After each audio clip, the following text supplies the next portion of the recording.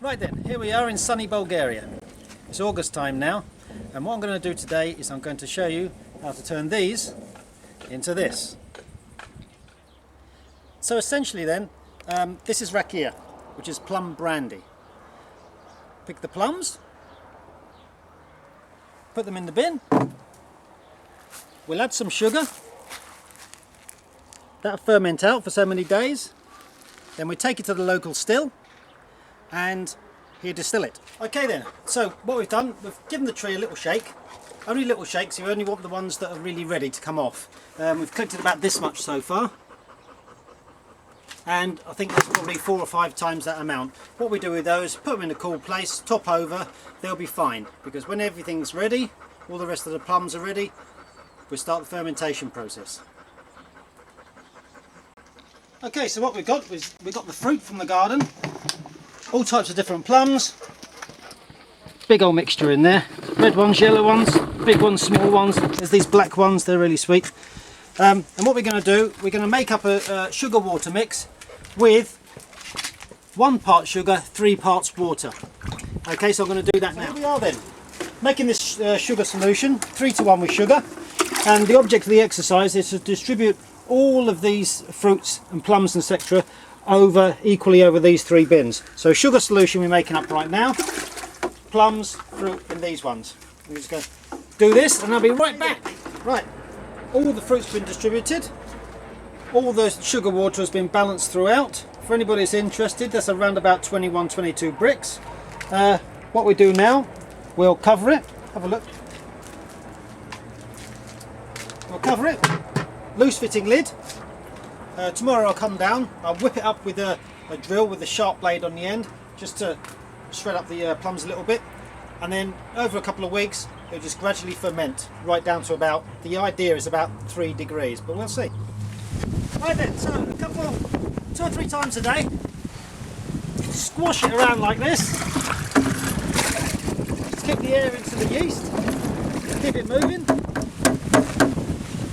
and that's it. Now what we're doing now, we're going to take it to the still. So we've got the wood, a couple of sacks of wood. What we've got to do is I've got to text Ross to see if I can use his car, and we're going to take the whole lot to the still. Right, so here we are a couple of days later. It's been to the still, and the actual rakia from all that lot is here.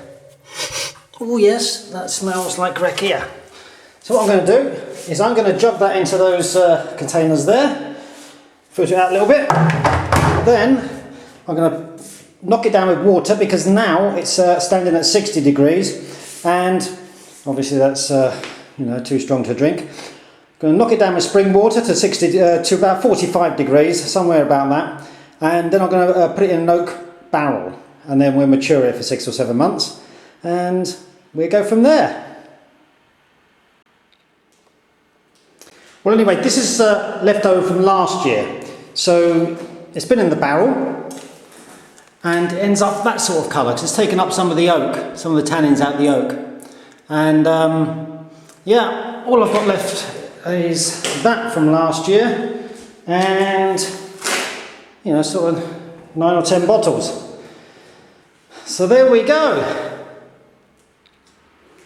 Right, so that's what this year's efforts actually come down to then. So that's they're 11 litres. There's about 20 odd litres of rakia there. Now that's got to stand for a month, and then after that it's got to have spring water in it.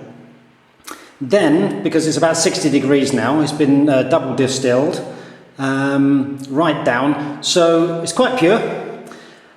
60 degrees at the moment. We'll try to knock it down to about 45 degrees. Obviously that increases the volume, and what I do last year was my first year with the rakia, so I bought a barrel, that's an oak barrel.